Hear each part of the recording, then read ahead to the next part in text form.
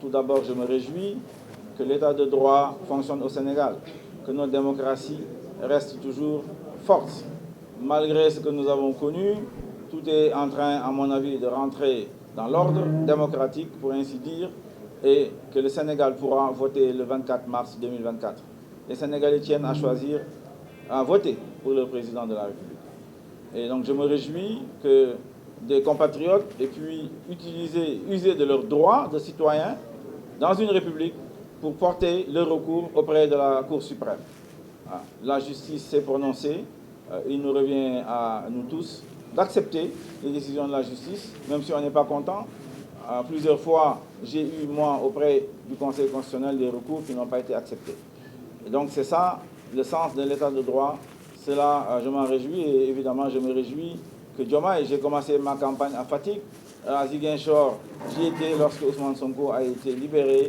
Diomaye et Sonko sont libérés. C'est une vieille demande, une vieille revendication que nous avons toujours fait. Je suis allé à Touba, je l'ai dit, je suis allé à Tivaouane, et je pense que pour la paix, la stabilité dans ce pays, pour ramener la politique à ce qu'elle doit être, un débat d'idées, un débat de projets, un débat de programme, mais pas des insultes, pas des bassesses. Je ne crois pas que ce soit ça le sens de la politique.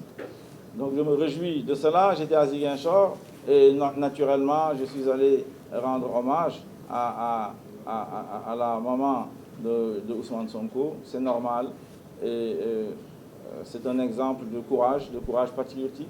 C'est un exemple de responsabilité, de kilifteef, comme nous disons en Wolof. C'est le kilifteef qu'on a traduit en français avec ces néologismes qu'on a créés nous-mêmes qui s'appelle responsabilisme. Et donc,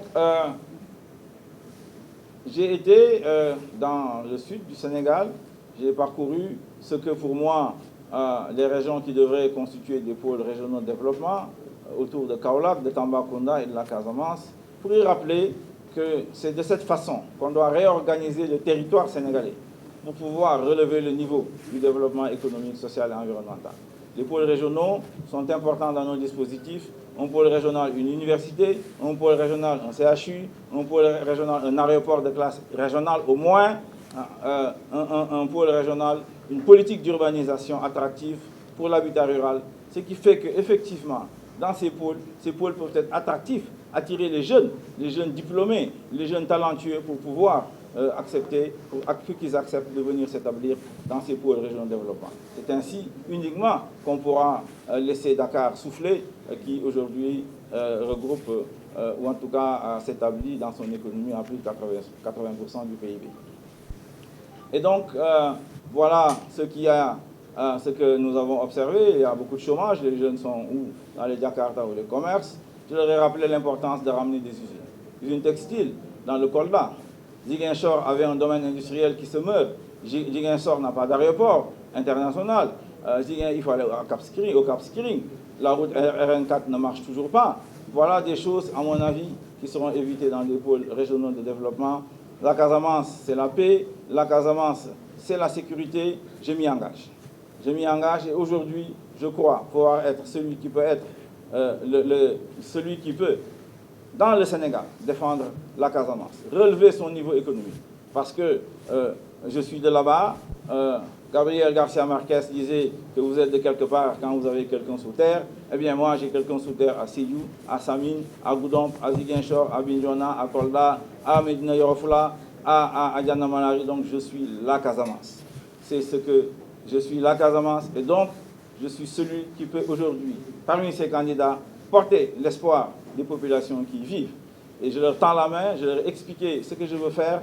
Vous aurez la paix, vous aurez la stabilité, vous aurez le développement social et environnemental, vous aurez les usines qui vont permettre à vos enfants de pouvoir travailler. Vous allez avoir des mécanismes qui vont permettre à vos femmes braves de pouvoir capitaliser sur les formations qu'elles ont subies pour aller de l'avant, pour progresser. Parce que nous savons comment réorganiser sérieusement les secteurs informels. Voilà ce que je voulais dire.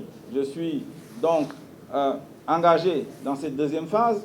Naturellement, le gouvernement, le Premier ministre en particulier, le ministre de l'Intérieur, sont responsables de la sécurité des candidats. Je ne vais pas leur rappeler ce qu'ils savent déjà. Nous voulons une campagne électorale qui se déroule dans de bonnes conditions, sans violence, sans perturbation et qu'on aille au scrutin du 24 mars 2024 et que tout se passe dans la transparence la plus totale. Et à ce moment-là, vous verrez, je gagnerai cette élection le 24 mars 2024. Je vous remercie.